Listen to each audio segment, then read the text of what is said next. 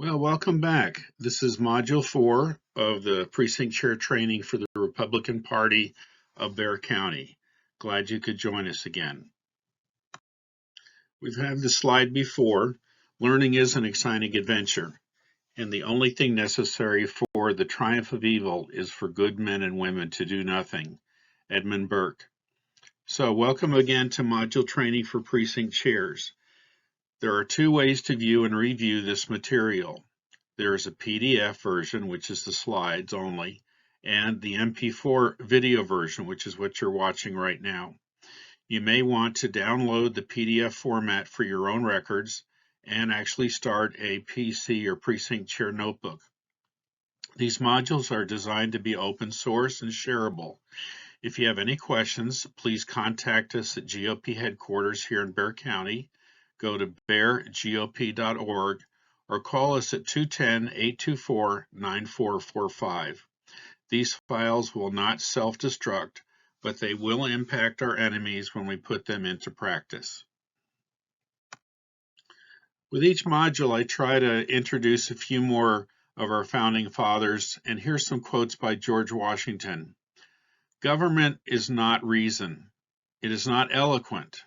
It is force. Like fire, it is a dangerous servant and a fearful master. Few men have virtue to withstand the highest bidder. How true that is. The foundation of our national policy will be laid in the pure and immutable principle of private morality. We'll talk a little bit more about that in this session. Module 4 Action Steps. Continue to revisit and revise your vision statement from Module 1. Continue to picture our County Executive Committee meetings with more unity. And practice sending a picture and a text. See how many you can do in an hour. And let us know if you have anyone who would like to become a precinct chair. In Module 4, we're going to take a look again at George Washington and prayer. We're going to discuss the founder's secret to finding good candidates. And we'll take a look at the role that religion, morality, and knowledge played in the founding of our country. We'll look at what is referred to as the religion of America and the 5 fundamentals. We'll talk about building your team, recruiting and training your volunteers, and being organized. We'll talk about, are you a leader? We'll discuss getting to know your precinct and some of the things, the tools at your disposal, like block walking, phone banking, and texting. So in this module, we'll take a look a little more at George Washington. Here's some highlights. He was known as the father of his country, and he practiced daily prayer and Bible reading. He served as the president of the Continental Congress. That was what was in place during the Revolutionary War. He was a signer of the Constitution. At the Battle of Monongahela, and this is while before the Revolutionary War, he had 2 horses shot out from under him. His hat and cloak were bullet-ridden, and he became known as Bulletproof George Washington. He was appointed the commander of the Continental Army, and one of the strategic battles he prepared was the crossing of the Delaware River on Christmas Eve, where he caught the Hessians unprepared. That battle was a real turning point for the Revolutionary War. He negotiated the terms of surrender at Yorktown and served 2 terms as President of the United States. As the first president, he set many standards for the presidency. In his will, he left instructions to free the family slaves, and many were funded for another 30 years to help their transition to freedom. In these modules, we have spent a little time talking about the power of prayer. So let's not underestimate the power of prayer. Here's a prayer by George Washington. I think it gives us a good picture into his soul. Almighty God, we make our earnest prayer that thou wilt keep the United States in thy holy protection, that thou wilt incline the hearts of the citizens to cultivate a spirit of subordination and obedience to government, and to entertain a brotherly affection and love for one another and for their fellow citizens in the United States at large. And finally, that thou wilt most graciously be pleased to dispose us all to do justice, to love mercy, and to demean ourselves with that charity, humility, and pacific temper of mind, which were the characteristics of the divine author of our blessed religion, without a humble imitation of whose example in these things we can never hope to be a happy nation. Grant our supplication, we beseech thee, through Jesus Christ our Lord. Amen. Our Father, who art in heaven, hallowed be thy name. Thy kingdom come, thy will be done, on earth as it is in heaven. Give us this day our daily bread, and forgive us our trespasses, as we forgive those who trespass against us. And lead us not into temptation, but deliver us from evil. For thine is the kingdom, and the power, and the glory, forever and ever. Amen. I pledge allegiance to the flag of the United States of America, and to the republic for which it stands, one nation, under God, indivisible, with liberty and justice for all. Honor the Texas flag. I pledge allegiance to thee, Texas, one state, under God, one and indivisible. So if you have printed out the PDF version from previous modules, may I suggest that you take some time and look over what you have learned so far. Yes, we are still going over the basics. We've talked about this before. This is a football. In this module, we'll also take a look at what was the founder's secret to finding good candidates to serve as elected leaders. So here's your first clue. This is a quote from John Adams to the Massachusetts militia in 1798. We have no government armed with power, capable of contending with human passions that are unbridled by morality and religion, avarice, which is greed, ambition, revenge, or gallantry, which is unbridled patriotism, would break the strongest cords of our Constitution as a whale goes through a net. Our Constitution was made only for a moral and religious people. It is wholly inadequate to the government of any other. Here's your second clue. This is from the Northwest Ordinance, Article 3. And this was in 1787. That was the same year as the signing of the Constitution. And they passed the Northwest Ordinance. This area eventually became the future states of Ohio, Indiana, Illinois, Michigan, Wisconsin, and Minnesota. In it, it outlawed slavery, and it spelled out the basic rights of citizens in a way similar to the Bill of Rights, which passed later. Here's a quote from Article 3. Religion, morality, and knowledge, being necessary to good government and the happiness of mankind, schools and the means of education shall forever be encouraged. So here's a couple of quotes I liked. If you have selfish, ignorant citizens, you're going to get selfish, ignorant leaders. That was George Carlin. And Ronald Reagan said, how do you tell a communist?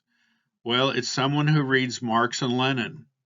And how do you tell an anti-communist? It's someone who understands Marx and Lenin. So what did the founders mean by religion? Here's some quotes I put together to give you a better idea about what this is. Samuel Adams said, these are the basic beliefs that constitute the religion of America, the religion of all mankind. And Thomas Jefferson called these basic beliefs the principles in which God has united us all. And here's how Franklin describes the 5 fundamentals of all sound religions. Franklin's Creed. I believe in one God, the creator of the universe. that he governs it by his providence, that he ought to be worshipped, that the most acceptable service we render to him is in doing good to his children, that the soul of man is immortal and will be treated with justice in another life, respecting its conduct in this. These I take to be the fundamental points in all sound religion. So if we look at these 5 fundamental points in Franklin's Creed, they would be, number 1, recognition and worship of a creator who made all things.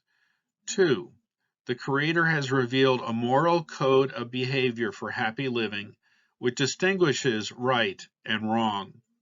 3, that the creator holds mankind responsible for the way they treat each other. 4, that all mankind lives beyond this life.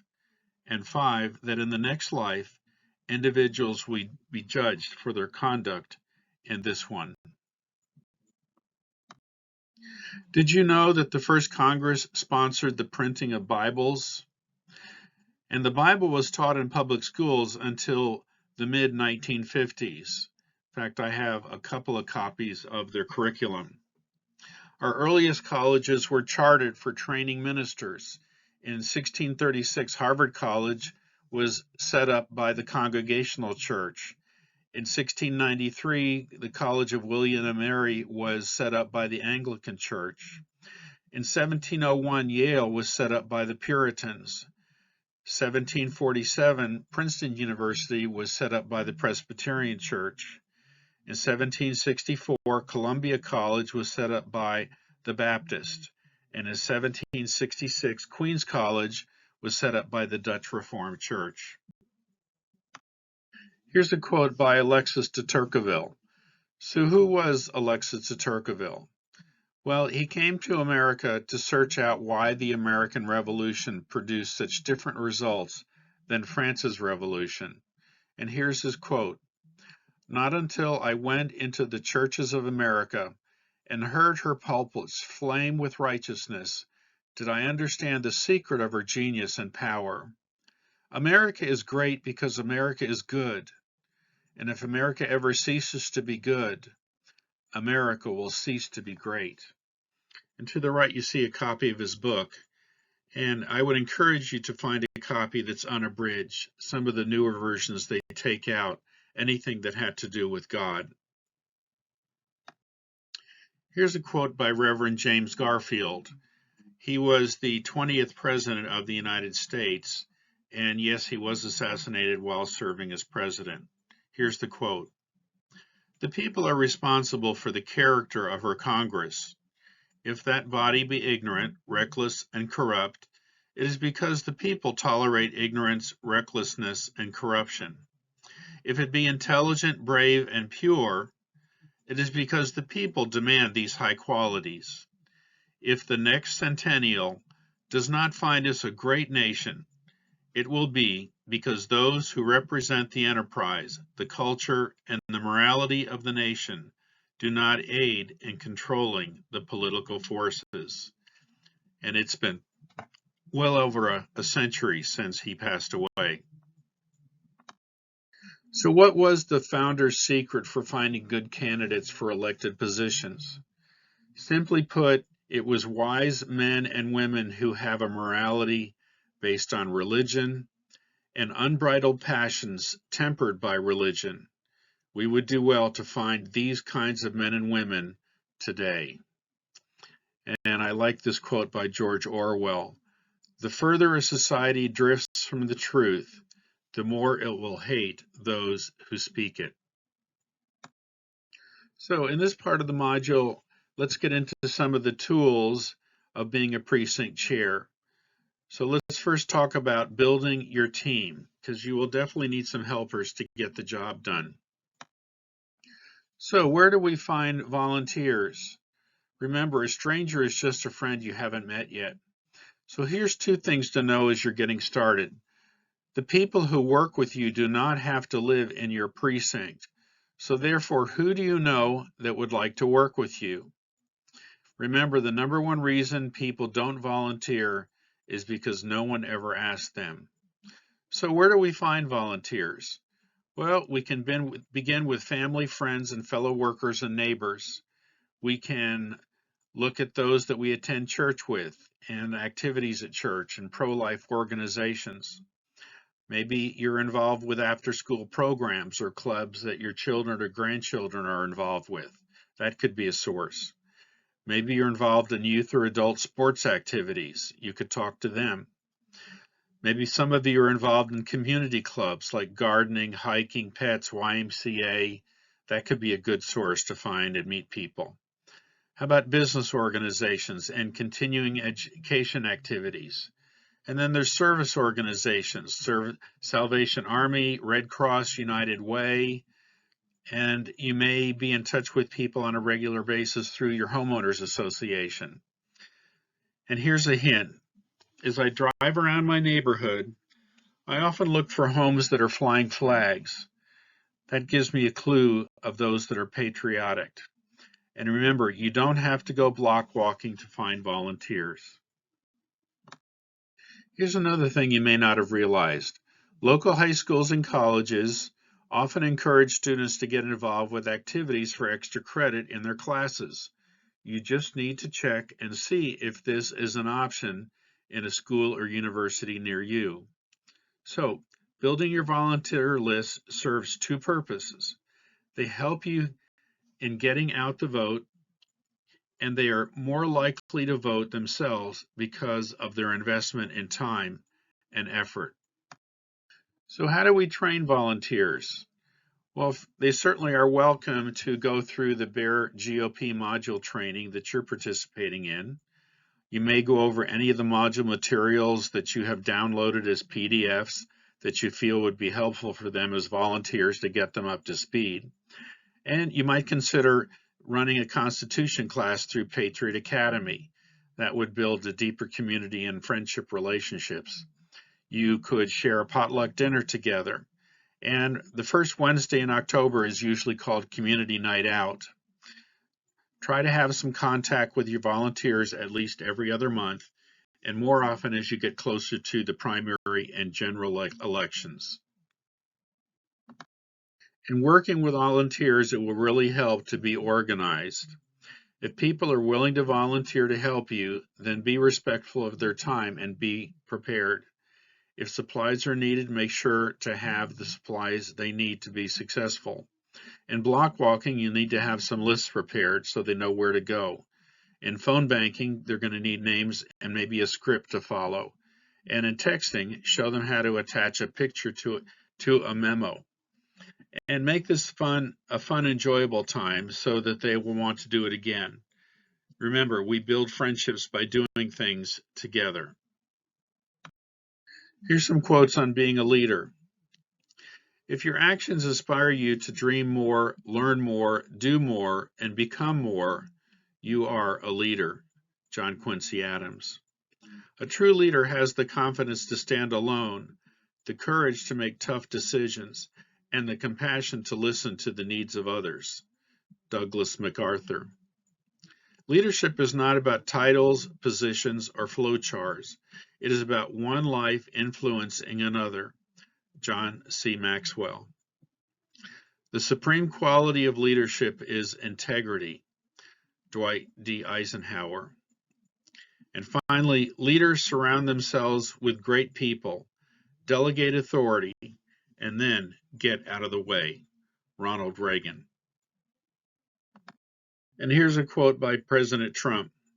We are not merely transferring power from one administration to another or from one party to another.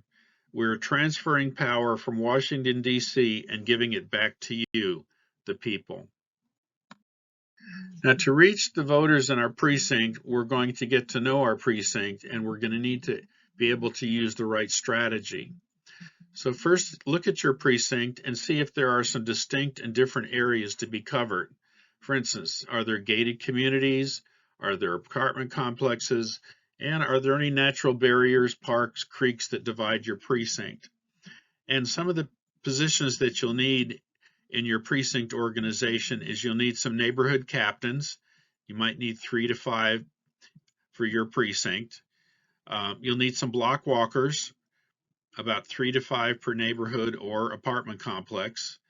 And for phone banking and texting, you're going to need some more people for that as well. And you may want to do some direct mailing as funds or contributions will permit.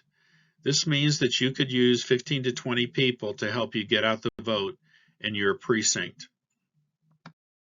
So here's a look at my precinct, 3102. And there are 5 basic areas to look at. At the north, you have Talavera Apartments, and that's a gated community. Then you have below that you have Mission Ridge, which is a homeowners association, so that's also gated, and there's some restrictions there on solicitation. Then in the middle we have a floodplain and a driving range. Below that there's a fairly large apartment complex called the Havens, that's also gated. And then the area where I live is Hidden Forest, and that has an HOA, but it's non-gated, and it's pretty available to go walking and block walking in that area. So let's talk a little bit about block walking. Block walking involves getting out and meeting your neighbors. It is one of the best ways to get to know the voters in your precinct. It's actually more effective than calling or texting in turning out the vote. And it's a show of interest that voters in your precinct are important to the party and to the candidates. And you might even lose some weight. So here's some basics on block walking essentials. Obviously, it involves going door to door. And while you're out, you can validate and update your voter rolls. You can even hand out voter registration cards if you meet someone that's not registered or someone in their family is not registered. You could do a short customized survey. And it's better to not work alone. If there's 2 of you, you can work both sides of the street. Now in San Antonio, there's an organization called PASA, which stands for Patriotic Americans of San Antonio. You can volunteer and go block walking with them. And the Libre Initiative also hires part-time block walkers. Here's a sample candidate script. Good afternoon. My name is Alan Hamilton. We're taking a survey for the upcoming election. Do you have a few moments? Do you plan on voting for President Trump? Now, if they answer no, thank them politely and leave. Are you registered to vote? If they're not registered, give them a voter registration card. Would you be okay if we placed a yard sign in your yard? Would you like to have a bumper sticker? Obviously, you need to have those if you ask those questions. Then thank them for their help and time.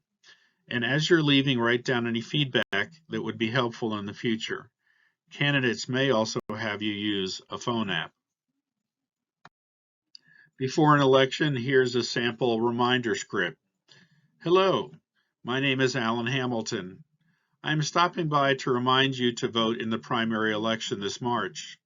Would you like a list of conservative candidates who are running? Do you know where you can vote? Have you ever participated in the precinct convention after voting? Will you need a ride to your polling location? Thank you for your support and have a great day. Here's some do's and don'ts of block walking. Make sure you have address lists for block walking, and make sure you have the necessary literature, yard signs, bumper stickers, voter ration cards, survey, etc. And some don'ts. Do not put literature in the mailboxes. Litter is best given in person, and hangers can be left on doorknobs, and people don't appreciate it if you tape stuff to their doors. If you see a door that says no political solicitation, be respectful and leave them alone. Let's talk about phone banking. So here's some ideas for phone banking with a purpose. Phone banking is the second most effective way to reach voters through targeted phone calling. It's quicker than block walking. but you need to be prepared to inform and motivate voters in support of a candidate or to briefly discuss issues you are calling about. It can also be used to gather information.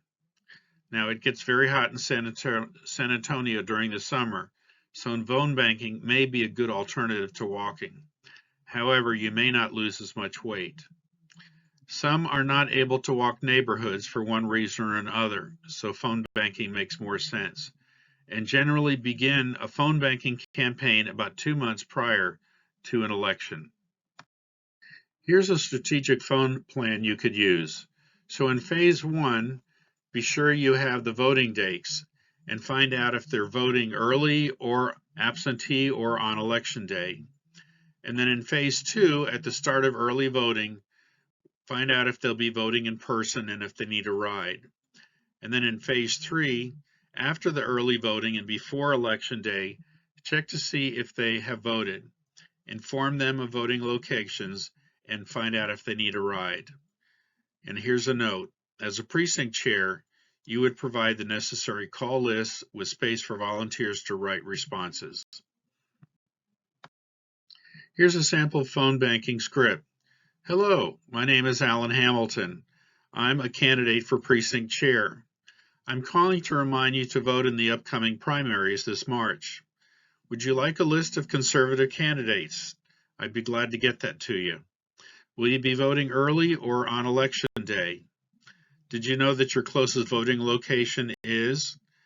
Do you need a ride to the polls? Thank you for your support and have a great day. It's helpful to be prepared for phone banking. Volunteers should be prepared to answer questions about the candidate or the issues. If you are not able to answer a question, let them know you will find out the answer and have someone call them back. In the process, you may discover others that would like to get involved in doing phone banking. Be sure to get their contact information. And feedback from voters is always helpful. Be sure to update your precinct information based on the responses you are getting. For instance, if they don't want you to bother them again, then make a note so you don't call them again. It can also be a delightful experience to meet as a group and make your calls from the candidate's headquarters or party headquarters. Being with others that are getting out the vote can be very encouraging. Let's look at what it means to do some texting. One of the things that I find effective is being able to send a picture and a message through the phone. Now, cell phones have really improved this message of connecting with voters, and I find that some actually prefer this method of contact. So the first thing you do is you take a picture, that could be of your candidate, of yourself, and then you add a message and send it as a combined contact. Now, with a list of cell phone numbers, I've been able to send a picture and a message to about 190 people per hour. One of the keys is after you've done the first one, go back to that first message and then copy the message portion. Then when you're ready to do your second one, you can go to the picture, and then when you get to sending the message, just click on paste and then send it.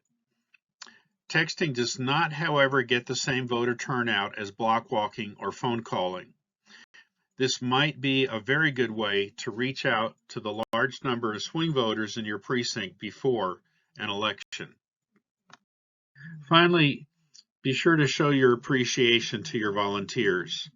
No matter what the volunteer's job was, make an effort to show your appreciation. This can be done in several ways: a short handwritten note, a heartfelt call, or maybe you have a backyard barbecue afterwards. Thank them for their support of the Republican Party and our candidates, and encourage them to stay involved. Going this extra mile will help to ensure their support in future campaigns. You might even invite them to a campaign watch party. There is no party without volunteers. Much of this information I've gleaned from the Precinct Chairman's Handbook. We talked about that in a previous module, and especially refer to pages 10 through 19. And if you go to beargop.org, you can download a copy. And as we wrap up, I hope you are praying for unity at our next CEC meeting. And here's these two poems again. One man awake. One man awakens another. The second awakens his next door neighbor. And three awake can rouse the town and turn the whole place upside down.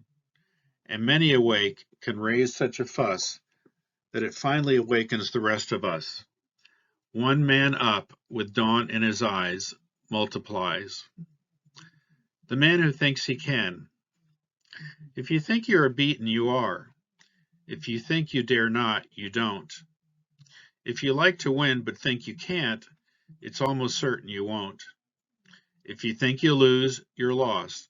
For out of the world we find, success begins with a person's will. It's a state of mind. If you think you are outclassed, you are. You've got to think high to rise. You've got to be sure of yourself before you can ever win a prize. Life's battles don't always go to the stronger or faster man, but sooner or later, the man who wins is the man who thinks they can.